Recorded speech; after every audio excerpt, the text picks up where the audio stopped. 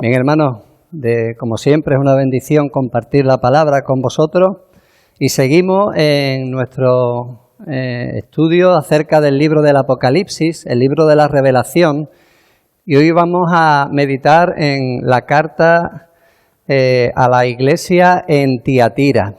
Por eso os invito a que abráis la palabra en el capítulo 2 del libro de la Revelación, vamos a leer los versículos del 18 al 29. Apocalipsis 2, del 18 al 29. Dice así la palabra del Señor. Y escribe al ángel de la iglesia en Tiatira, el Hijo de Dios, el que tiene ojos como llama de fuego y pies semejantes al bronce bruñido, dice esto: Yo conozco tus obras y amor y fe y servicio y tu paciencia, y que tus obras postreras son más que las primeras.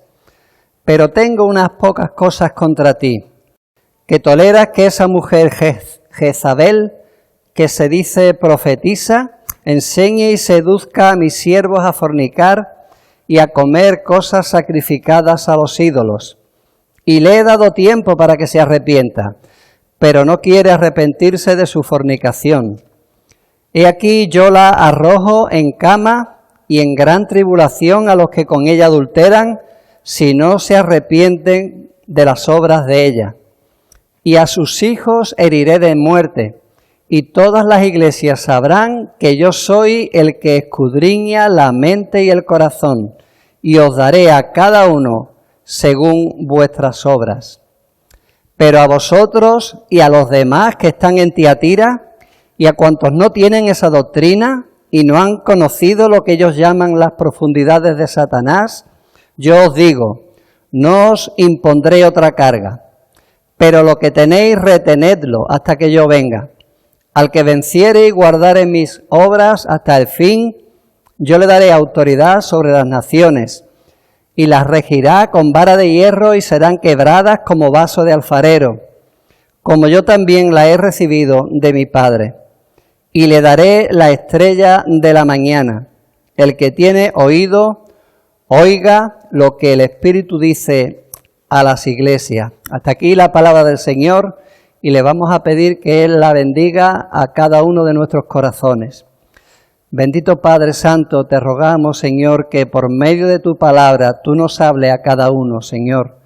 Ayúdame también a mí a compartirla y a trazar bien la palabra de verdad, que sea de bendición para los creyentes, de edificación, y también que sea de salvación para los incrédulos. Te lo pedimos, Padre, en dependencia del Espíritu Santo, y en el nombre de Cristo Jesús. Amén. Hermano, ¿algún día o en algún momento alguien os ha engañado? ¿Alguien que no habéis visto venir? ¿Sois de aquellos que sabéis de qué pie cojea cada uno, nada más verlo? ¿Esos que dicen, este no es trigo limpio? Yo no soy de eso, hermano. A mí me la han dado por un lado, por el otro, por la izquierda, por la derecha. No veo venir a las personas. Hay personas que tienen un discernimiento especial para conocer a las personas casi al principio de verlas, ¿no? La primera impresión ya cala a las personas. No obstante, incluso esos que tienen, digamos, esa habilidad, también se pueden equivocar y pueden llegar a ser injustos de juzgar según las apariencias, ¿no? El Señor dice que no juzguemos según las apariencias, pero es verdad, hermano, nos engañan muchas veces, y primero porque hay gente muy mala en el mundo. Nosotros somos malos, pero los hay peores. Aquí buenos no somos ninguno, pero los hay malos y los hay peores. Incluso nosotros podemos estar en ese grupo de que al final hemos ido con mala intención a hacer daño, ¿no? Y hemos, dado una cara que detrás había una mala intención, ¿no? Entonces, el problema es que hay malas personas y que tampoco nosotros sabemos, ver el corazón de las personas, no conocemos las intenciones de las personas. Y eso fue lo que le ocurrió a la iglesia de Tiatira. La iglesia de Tiatira estaba en la ciudad más pequeña de las 7 iglesias a las que el Señor le dirige las cartas en el Apocalipsis. Era la ciudad más pequeña y probablemente sería la congregación más pequeña.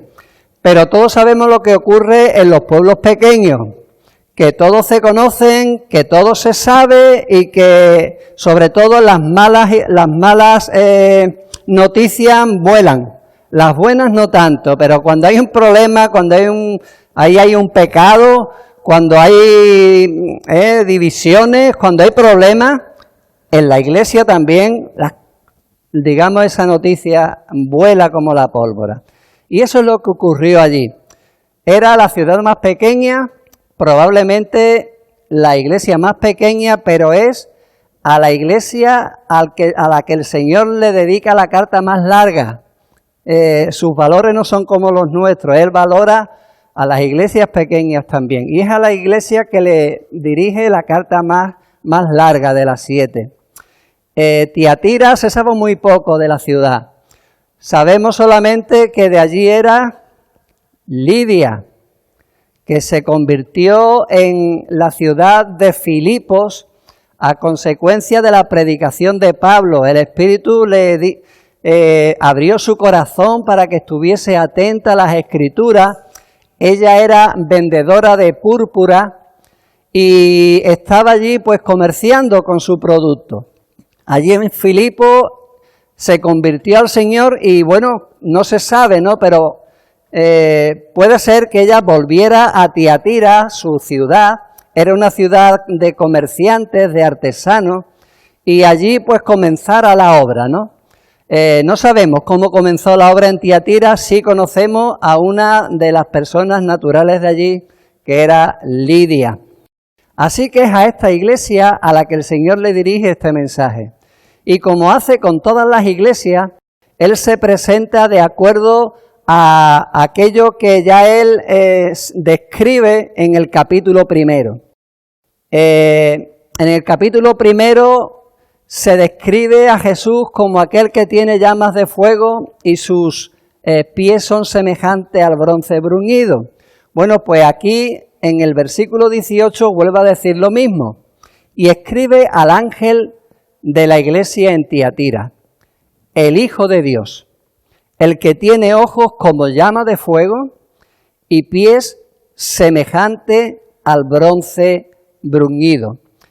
Es la única vez en todo el Apocalipsis en el que Jesús se llama a sí mismo el Hijo de Dios.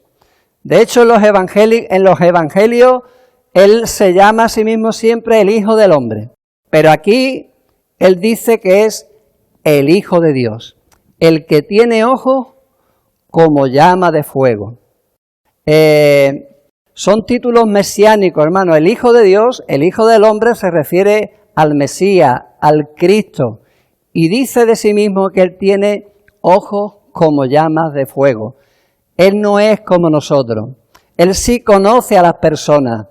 Nosotros no sabemos lo que hay en el corazón de las personas, pero Él sí lo sabe. Sus ojos son como llamas de fuego. Él penetra y no solo ve lo que hacemos, sino ve la intención que tenemos al hacer las cosas. Su mirada penetra hasta lo más profundo, hasta las intenciones ocultas del corazón. Él sabe todas las cosas, conoce todo de nosotros. Dice Jeremías, engañoso es el corazón más que todas las cosas y perverso. ¿Quién lo conocerá? Nosotros no, hermanos. Dice yo Jehová, que escudriño la mente, que pruebo el corazón, para dar a cada uno según su camino, según el fruto de sus obras. Jesús es el Señor, sus ojos son como llama de fuego. Él es omnisciente, lo sabe todo. y su mirada penetra donde ninguna otra mirada puede penetrar. Él no solo conoce lo que hacemos, nuestras obras, sino que sobre todo conoce el por qué lo hacemos. Y para él lo más importante no es lo que hacemos, sino el corazón con el que hacemos las cosas. Juan dice que estando en Jerusalén, Jesús, en la fiesta de la Pascua, muchos creyeron en su nombre, pero creyeron viendo las señales que hacía. Sin embargo, Jesús no se fiaba de ellos, dice. Pero Jesús mismo no se fiaba de ellos porque conocía a todos y no tenía necesidad de que nadie le diese testimonio del hombre. Y dice, porque él sabía lo que había en el hombre. Juan 2, 23 al 25. Él sabía. Muchos decían creer, pero él no se fiaba de ellos porque sabía que lo que había en su corazón no era bueno. Y es ese, el que tiene sus ojos como llama de fuego, el que también tiene sus pies semejantes al bronce bruñido. Es decir, no solo él conoce lo que hacemos, sino tiene la autoridad para juzgar lo que hacemos, para dar a cada uno el fruto de sus obras. Él sabe todas las cosas y al final hará justicia. A cada uno dará conforme a lo que haya hecho, sea bueno o sea malo. Sus pies son semejantes al bronce bruñido. Nadie lo puede parar. Él es el Señor. Toda mentira, todo engaño, todo el daño que podamos haber hecho o nos puedan haber hecho, al final será juzgado. Porque dice que el Padre a nadie juzga, sino que todo el juicio dio al Hijo, el Hijo de Dios, que es también el Hijo del hombre. Dice, y también le dio autoridad de hacer juicio, por cuanto es el Hijo del hombre. Él no va a juzgar según las apariencias, Él va a juzgar con justo juicio.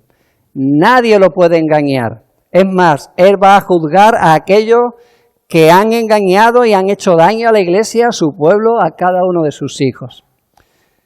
Por eso dice un reconocimiento importante para la iglesia. Como siempre, Él se presenta primero de acuerdo a una característica que va a servir para la edificación de la iglesia, pero también para su exhortación. De acuerdo a lo que la iglesia necesita, así Él se presenta a sí mismo. Y el reconocimiento que le hace a esta iglesia es encomiable. Dice, yo conozco tus obras. Quiere decir que conoce lo que la iglesia estaba haciendo, pero no cita ninguna de las cosas que estaba haciendo, sino que si os fijáis lo que cita o a lo que hace referencia, lo que valora el Señor, no es lo que hacía solamente, sino el corazón con el que lo hacía. Yo conozco tus obras. Y amor, y fe, y servicio, y tu paciencia, y que tus obras postreras son más que las primeras. ¿Veis? Lo que valora es el corazón con que la iglesia lo hacía. Él sabía que era una iglesia sincera en lo que hacía. No le habla acerca de las obras, no le alaba nada de lo que ellos estaban haciendo, sino que lo que le motivaba a hacer las obras. Yo conozco tu amor. El jueves próximo hablaremos acerca de 1 Corintios 13 y veremos que podemos hacer muchas cosas para el Señor, pero si lo que nos motiva no es el amor, realmente no sirve para nada. No soy nada, de nada me sirve, dice. Vengo a ser como metal que resuena o címbalo que retiñe, ruido, que quizás llama la atención, que quizás podemos engañar a algunos, pero al Señor no. Él valora verdaderamente que hagamos las cosas por amor al Señor y por amor a la iglesia. Es en eso que el Señor dice que iban los demás a conocer que somos sus discípulos, ¿verdad? Si tuviéramos amor los unos por los otros. No es lo que hacemos, es que lo hacemos por amor al Señor y por amor a la iglesia. ¿Recordáis el problema en Éfeso? La carta del Señor a la iglesia de Éfeso, Él le reprocha que habían abandonado su primer amor. Y Él le dice, arrepiéntete, porque eso es un pecado. Y haz las primeras obras. Las primeras obras motivadas por ese amor que me teníais y que habéis perdido de vista. En Tiatira eso no había ocurrido. Ellos seguían haciendo las obras primeras y lo hacían por la motivación correcta, por amor. Él conocía su amor por él. También conocía su fe.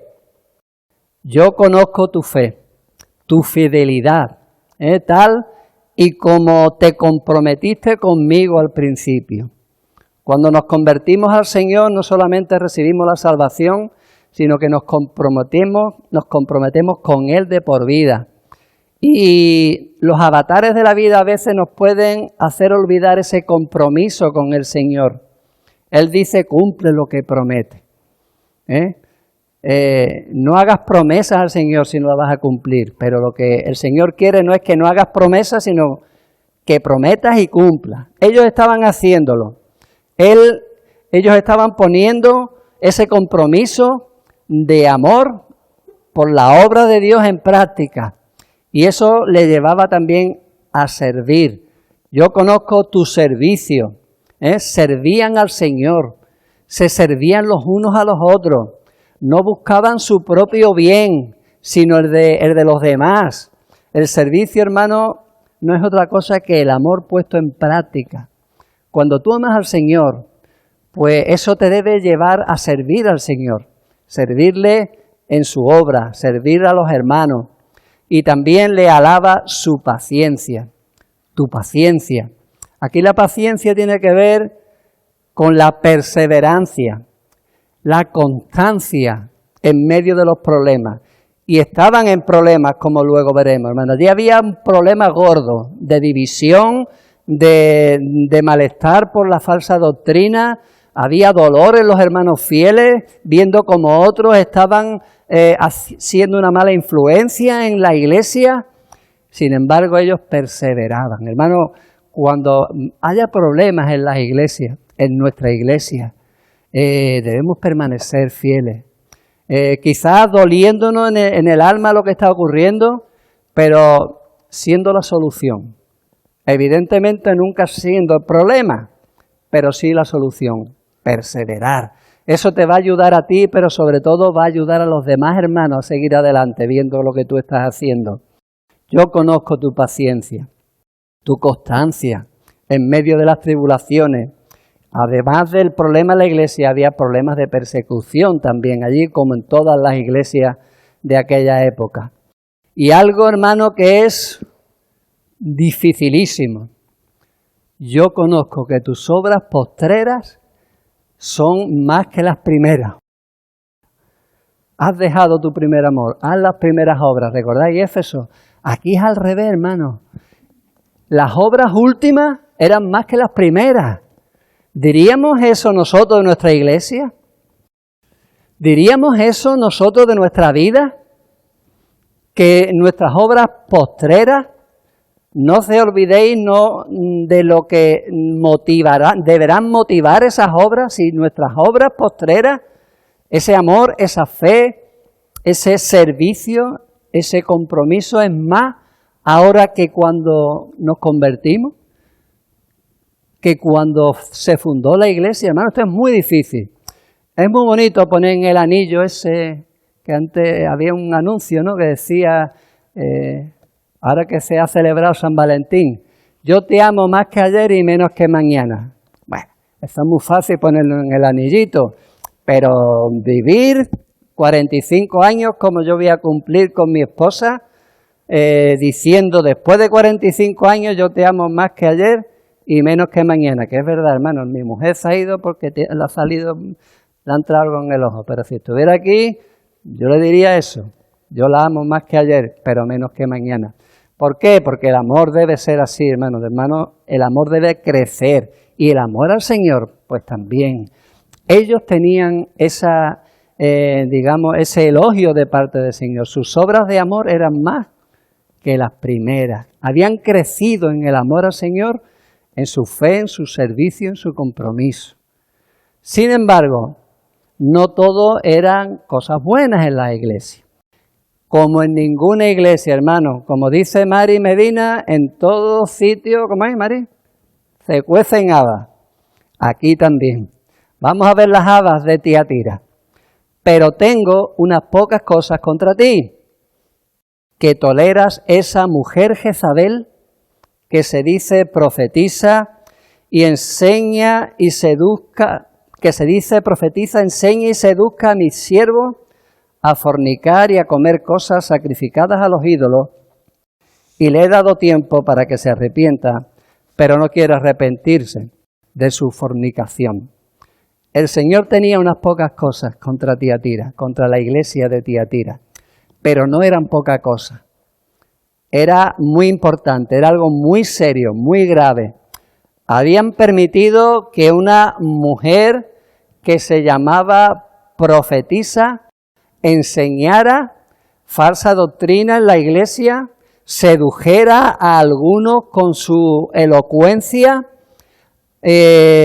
impelando a que lo que ella hablaba venía de parte de Dios, y había arrastrado a algunos hermanos, que el Señor llama mis siervos, a la relajación moral y a la idolatría, algo que el Hijo de Dios no podía tolerar.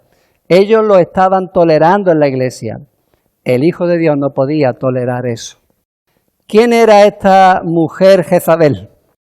Hermano, evidentemente esta mujer falsa profetisa no se llamaba Jezabel. Nadie que conociera la historia de Jezabel le pondría a su hija Jezabel, como nadie le pondría Caín a su hijo, ¿no? ¿Conocía algún Caín? El nombre se acabó con Caín y Abel. O ningún cristiano le pondría Judas a su hijo, ¿no? El nombre es tipo de un tipo de persona, un carácter de persona. Esta mujer no se llamaba Jezabel, el Señor dice esa mujer Jezabel. Era un tipo de persona. ¿Quién era Jezabel?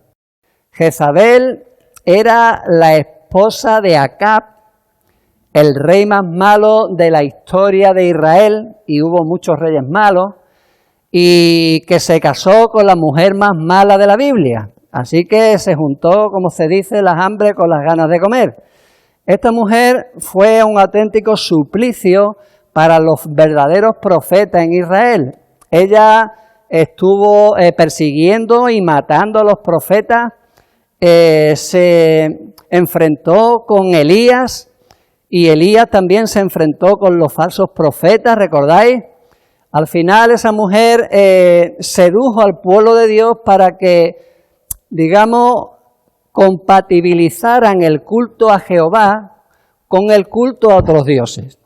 Ella trajo el culto a Baal, el culto a otras divinidades, y ella decía, en otras palabras, que bueno, que no hay que renunciar o decidirse por uno u otro, que podemos adorar a Jehová, pero también podemos adorar a otros dioses. Evidentemente los verdaderos profetas se opusieron a esa doctrina, y al final pues sufrieron persecución, y el pueblo de Dios sufrió mucho, porque muchos fueron seducidos por ese sincretismo que se llama, ¿no?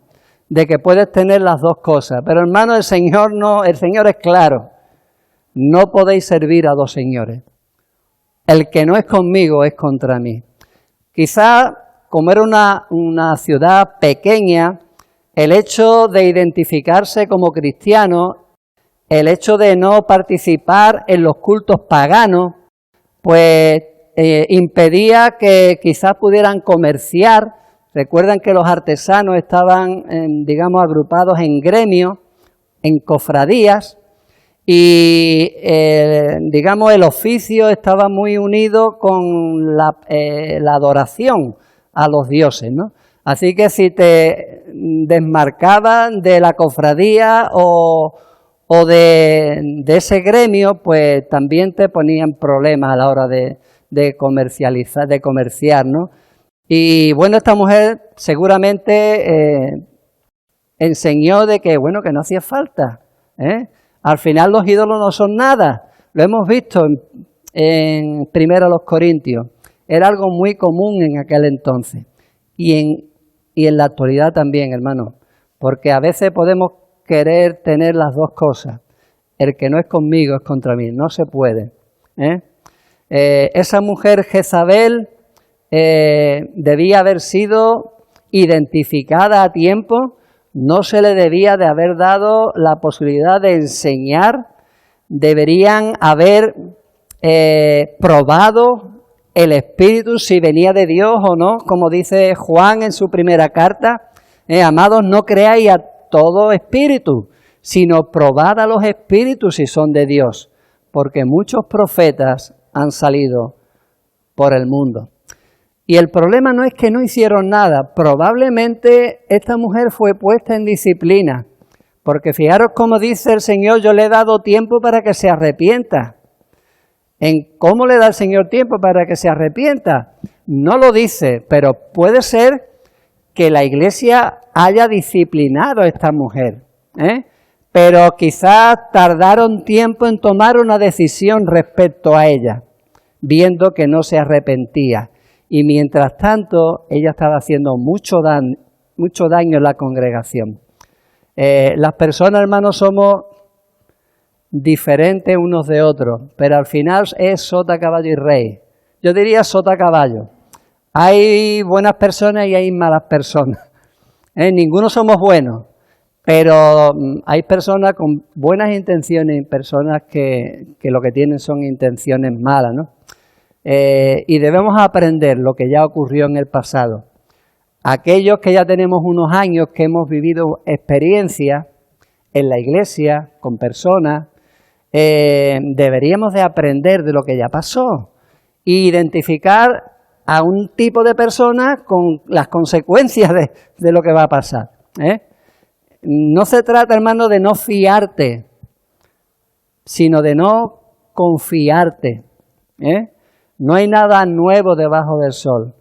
No es un déjà vu cuando vemos que las cosas se repiten. No es algo que esté en nuestra mente. No es verdad, es que lo hemos vivido y volvemos a caer. Debemos aprender de la experiencia. No conocemos los corazones, pero aprendamos de lo que ha pasado. ¿Recordáis Pablo lo que le dice a los corintios? Y estas cosas les acontecieron como ejemplo. Y están escritas para amonestarnos a nosotros. Es decir, las cosas que han pasado es para que aprendamos. Lo que ha pasado a los demás y mucho más lo que nos ha pasado a nosotros. Cuidado con ser más buenos que Dios. Porque eso se llama buenismo. Y el buenismo entra en el terreno o en el grupo de los tontos. Cuidado, hermano, hay que ser sencillos como palomas, pero también astutos como serpientes. Sobre todo cuando vemos que una persona entra en la iglesia y quiere empezar a enseñar. No hace mucho recibimos el jueves una pareja de supuestos hermanos que decían que eran checos y que traían una palabra de parte del Señor para la iglesia. Cuidado, hermano, debemos tener cuidado, porque no solo el diablo se disfraza de ángel de luz, sino los discípulos del diablo también lo hacen. Esta mujer llegó a ser una mala influencia en la iglesia. Y el Señor hasta a esa mujer Jezabel y a sus hijos, como él le llama, les dio un tiempo para que se arrepienta. Dice, le he dado tiempo para que se arrepienta. El Señor nos enseña que cuando alguien peca debemos decirlo a la iglesia, ¿no? Y la iglesia debe disciplinarle y debemos darle un tiempo para que se arrepienta. Pero un tiempo, no para siempre. ¿El propósito cuál era? Lo vimos también en la carta a los Corintios. En primer lugar, preservar la santidad de la iglesia. En segundo lugar, aislar a la persona para que no sea una mala influencia para la iglesia. Por eso dice, no lo recibáis en casa, no le digáis bienvenido, no os juntéis con aquel que llamándose hermano sea esto o lo otro, sea idólatra, fornicario, con el tal ni aun comáis. ¿Para qué? Para aislar a la persona y que esa persona se dé cuenta de que hay un problema, ¿no?, en su vida. Dejar claro también lo que está bien y lo que está mal. Y también restaurar a esa persona. Hasta el más malo, esa mujer Jezabel, sus hijos, tiene del Señor la oportunidad para arrepentirse. Le he dado tiempo para que se arrepienta, pero no quiere arrepentirse de su fornicación. A esa mujer habían tardado en expulsarla de la iglesia, a ella y a sus hijos. Dice el Señor que si un hermano tiene algo contra ti o tú contra él, hay que decírselo. Si no lo oyeres, díselo a 2 o 3, estando 2 o 3 presentes. Y si no lo oyeres, dilo a la iglesia. Y si no oyere a la iglesia, tenlo por gentil y publicano. Al hombre que cause divisiones y a la mujer también, después de una amonestación, deséchalo, sabiendo que el tal se ha pervertido y peca y está condenado por su propio juicio. Tito 3:10. El tal se ha entregado a Satanás para destrucción de la carne, a fin de que él mismo sea salvo para el día del juicio. ¿Ves? Hay una intención también de ganar al hermano, de restaurar al hermano, pero si no quiere, hay que hacer algo, hermano. No podemos esperar que el problema se solucione solo, hay que expulsarlo. Y si pecaremos voluntariamente, dice, después de haber recibido el conocimiento de la verdad, ya no queda más sacrificio por los pecados, sino una horrenda expectación de juicio. Hebreos 10:25. Así que esto era lo que debían de haber hecho y habían tardado en tomar una decisión. Abusar de la paciencia del Señor, hermano, tiene consecuencias.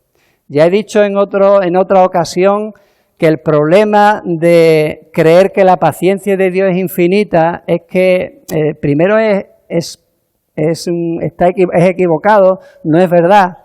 Es verdad que la paciencia de Dios es infinita, pero el Señor pone límite a su paciencia.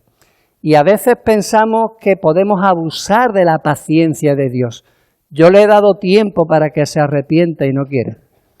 Ella traspasó ese límite de la paciencia de Dios que ninguno conoce. Abusar de la paciencia de Dios tiene el riesgo de que sobrepases el límite y ya no haya lugar al arrepentimiento. Y no haya lugar no haya marcha atrás, ¿no? Y abusar de la paciencia del Señor tiene consecuencias. Dice, he aquí, yo arrojo en cama y en gran tribulación a los que con ella adulteran, si no se arrepiente de las obras de ella, y a sus hijos heriré de muerte. El Señor dice, el que destruye el templo de Dios, Dios le destruirá a él. Y el templo de Dios, dice, sois vosotros, la iglesia local. Hermano, el que hace daño a la iglesia, Dios le destruirá, tendrá consecuencias para su vida. Y la iglesia debe saberlo. Los que hacen daño y los que permanecen fieles. No esa iglesia solo, todas las iglesias. Hermano, cuando veáis un problema, ese problema en otras iglesias, tenemos que aprender también de lo que haya ocurrido. Dice, y todas las iglesias, todas sabrán que yo soy el que escudriña la mente y el corazón, y os daré a cada uno según vuestras obras. ¿Veis? El que tiene los ojos como llama de fuego, el que escudriña la mente y el corazón. Mis ojos lo ven todo, sé lo que hace y sé por qué lo hace. Y cuáles son tus intenciones, y Él al final juzgará por las intenciones. También hay una exhortación, una palabra más bien de ánimo que de reproche. Los hermanos que habían permanecido fieles estaban sufriendo allí. Y el Señor les dice a ellos, a vosotros, a los demás que están en Tiatira, a cuantos no tienen esa doctrina y no han conocido lo que ellos llaman las profundidades de Satanás, yo os digo, no os impondré otra carga, pero lo que tenéis, retenedlo hasta que yo venga. Hermano, el Señor es justo y no trata a todos por igual. Él conocía a cada uno y sabía quién tenía esa doctrina, quién había sido pervertido, engañado y quién no. Quién había conocido lo que ellos llamaban, dice, las profundidades de Satanás y quién no había caído en eso. ¿Qué es eso de las profundidades de Satanás? Decía que ellos le llamaban las profundidades. Evidentemente no le llamaban las profundidades de Satanás, pero quizás sí usaban eso de las profundidades. Cuidado, hermano, pon en cuarentena aquel que dice, es que lo que yo hablo es algo muy profundo. No me podía entender. Claro, es que yo tengo un conocimiento tan profundo que nadie me entiende porque yo sé más que ninguno. Cuidado, hermano, con tener la exclusiva en el entendimiento de las verdades de Dios. La palabra de Dios es para todo aquel que cree y es conocida y entendida por todos. No hace falta tener mucho conocimiento ni conocimientos profundos y digamos exclusivos para entender las verdades y la voluntad de Dios. Había en sus enseñanzas algo oculto. Algo que no se podía ver tampoco a simple vista, pero que aquel que todo lo ve,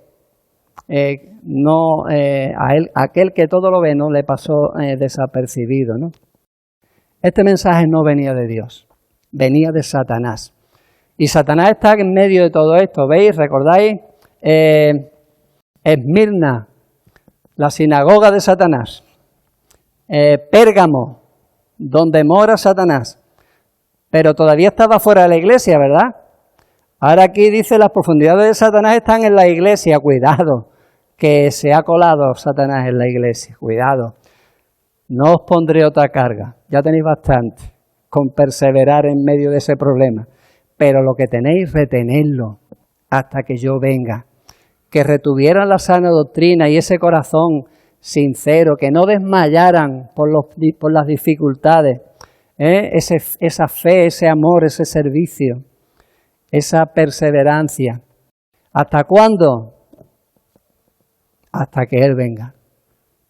El Señor viene, hermano, y ellos debían saberlo, debían perseverar, debían de estar preparados. Y la promesa al que venciere, todas las cartas tienen una promesa al que venciere, hasta la peor de las cartas, que aquí hay diferencias de opiniones. Todas las cartas tienen una promesa al que venciere en medio de una iglesia quizás corrompida, corrupta, contaminada. Siempre hay hermanos fieles que vencerán. Al que venciere y guardare mis obras hasta el fin, yo le daré autoridad sobre las naciones y las regirá con vara de hierro y serán quebradas como vaso de alfarero, como yo también la he recibido de mi Padre. El Señor dice aquí por primera vez qué significa eso de al que venciere. El que venciere es el que guardare mis obras hasta el fin. El que perseverare hasta el fin, ¿recordáis? Será salvo. Muchos falsos profetas se levantarán y engañarán a muchos. Y por haberse multiplicado la maldad, el amor de muchos se enfriará. Pero el que persevere hasta el fin será salvo. Estos son los que vencieren. Y al que venciere le promete dos cosas. En primer lugar, que Jesús, el Rey, va a compartir su autoridad y su reino con ellos. Yo le daré autoridad sobre las naciones y las regirá con vara de hierro y serán quebradas como vaso de alfarero. Si sufrimos, también reinaremos con Él, dice Pablo a Timoteo. Si le negáremos, Él también nos negará. Y en Apocalipsis capítulo 5, si el Señor permite que lleguemos hasta entonces, vemos cómo cantaban un cántico nuevo diciendo, digno eres de tomar el libro y de abrir sus sellos, porque tú fuiste inmolado y con tu sangre nos has redimido para Dios y de todo linaje y lengua y pueblo y nación, y nos ha hecho para nuestro Dios reyes y sacerdotes y reinaremos sobre la tierra. Los 4 seres vivientes, los 24 ancianos que representan al conjunto de los redimidos, van a cantar ese cántico nuevo, en el que se incluye que nos hizo reyes y sacerdotes y reinaremos sobre la tierra. También le da otra promesa. Dice, y le daré la estrella de la mañana. Al que venciere, al que guardare mis obras hasta el fin, yo le daré la estrella de la mañana. ¿Qué es la estrella de la mañana, hermano? Fácil. Esta vez es fácil, porque el propio libro de Apocalipsis, en palabras del Señor, nos da la respuesta en el capítulo 22, versículo 16.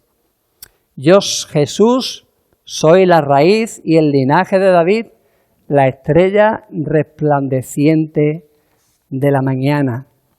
Hermano, el premio al que venciere es Jesús mismo.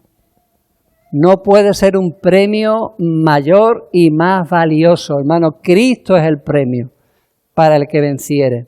La estrella de la mañana, la estrella resplandeciente de la mañana, la estrella que anuncia la llegada de ese nuevo día en el que el Señor hará nuevas todas las cosas y que solo los que vencieren compartirán con Él.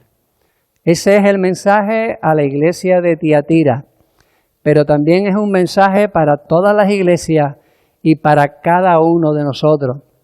Así que debemos pensar, si somos conscientes de que el Señor conoce no solamente lo que cada uno de nosotros hacemos, sino la intención con la que lo hacemos. Que como iglesia Él valora lo que hacemos, pero sobre todo valora nuestro amor, nuestra fe, nuestro servicio, nuestra constancia en el Señor, las motivaciones que como iglesia nos llevan a servirle. Él valora nuestra perseverancia, hermano, nuestro crecimiento como iglesia, que nuestras obras postreras sean más que las primeras. Y si no es así, hermano, estamos pecando. El Señor quiere que volvamos a hacer esas primeras obras y crezcamos en el servicio al Señor y su amor por Él. También quiere que impidamos toda falsa doctrina en la iglesia, que no toleremos ningún tipo de persona que pueda causar daño a los hermanos de la iglesia, que no toleremos el pecado, que no toleremos desviarnos de la verdad de Dios, de aquellos que están siendo mala influencia en la iglesia. El que sea de mala influencia en la iglesia hay que ponerlo en disciplina. Y si no se quiere arrepentir, hay que echarlo de la iglesia, porque es una mala influencia. El Señor quiere una iglesia santa. Quizás somos nosotros los que hemos sido el problema. Quizás nos ha dado tiempo para arrepentirnos. Si no has conocido al Señor, estás abusando de la paciencia de Dios, pensando que tienes toda una vida. Estás equivocado. Porque no sabemos el límite de la paciencia de Dios para nosotros. Es más, no sabemos si esa vida va a durar 60, 70 o 15 o 16 años. El Señor nos da tiempo para arrepentirnos. Debemos hacerlo a tiempo. ¿Estamos reteniendo, hermanos, lo que tenemos como iglesia, como hijos de Dios? Lo que tenemos, estamos en riesgo de perder las bendiciones del Señor, lo que hemos estado haciendo bien, hasta que Él venga. Tenemos claro, hermano, que no debemos dejar de perseverar, o hemos perdido como iglesia y como creyente cosas por el camino. Hermano, no te resignes si eso ha ocurrido. Debemos recuperar lo que hemos perdido. Debemos guardar lo que tenemos, lo que hemos retenido. ¿Somos del grupo de los vencedores? No por ser cristiano de nombre formas parte de ese grupo. No por lo que haces, es lo que hay en tu corazón. ¿Es tu corazón un corazón regenerado por el Señor? ¿Eres nueva criatura en Cristo? ¿Has dejado las viejas cosas? ¿Tu vida es una nueva vida? ¿Tienes los valores de Dios en tu vida? ¿Demuestra con tus obras lo que hay en tu corazón? Cada uno, hermano, debe contestarse a sí mismo. Como iglesia lo debemos de hacer, porque este mensaje es para aquella iglesia, pero también dice, el que tiene oído, oiga lo que el Espíritu dice a las iglesias. Y es para el que tiene oídos para oír. Así que si hay algo en este mensaje que te toca directamente, o como iglesia también nos toca, hermano, debemos de considerar la palabra y hacer los cambios necesarios en nuestra vida para que nos pongamos en sintonía con la voluntad de Dios. Hermano, este mensaje es un mensaje de amor hacia nosotros. El Señor ama a su iglesia y ama a cada uno de sus hijos. Por eso quiere que nuestras vidas vivan en santidad. Porque si pecamos, nos perdemos su bendición. Y hermano, la bendición del Señor es algo tan valioso que Él no quiere que lo perdamos. Así que avancemos como iglesia, que no retrocedamos, que crezcamos en santidad y como creyentes también. Cada uno debe contestarse a sí mismo, hermano.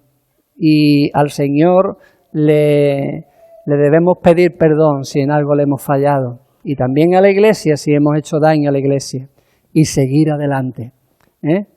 Que el Señor nos bendiga y que nos ayude que verdaderamente a aquellos que tenemos oídos para oír, porque el Señor nos lo ha dado, como a esa Lidia, esa hermana que el Señor le puso en su corazón el estar atenta. Yo espero que el Señor haya puesto en tu corazón el estar atento a su palabra y que cada uno se la aplique a su corazón de acuerdo a su necesidad. El que tiene oído, oiga lo que el Espíritu dice a las iglesias. Que el Señor nos bendiga. Amén. Bendito Padre Santo. Muchas gracias, Señor, por tu paciencia para con nosotros, Padre. Por tu inmenso amor hacia nosotros, Señor.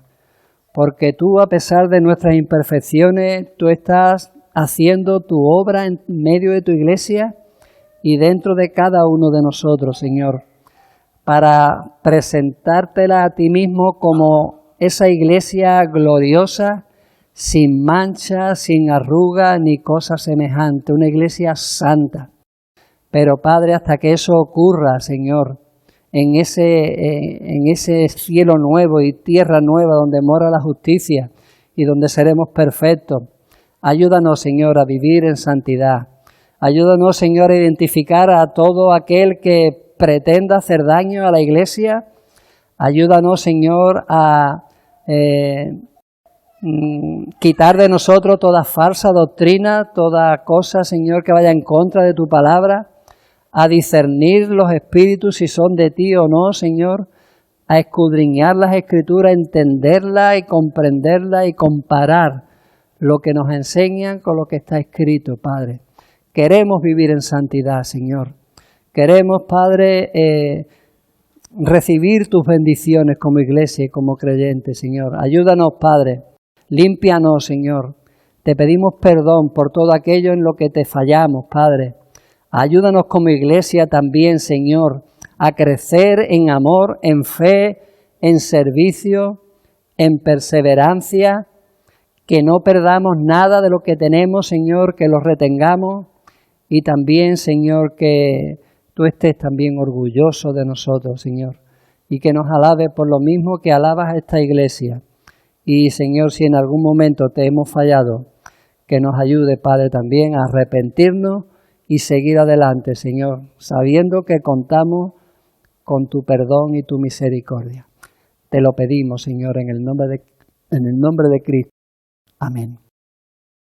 Bien, hermanos, que el Señor nos bendiga hasta el jueves, que como iglesia nos volvamos a reunir. Amén.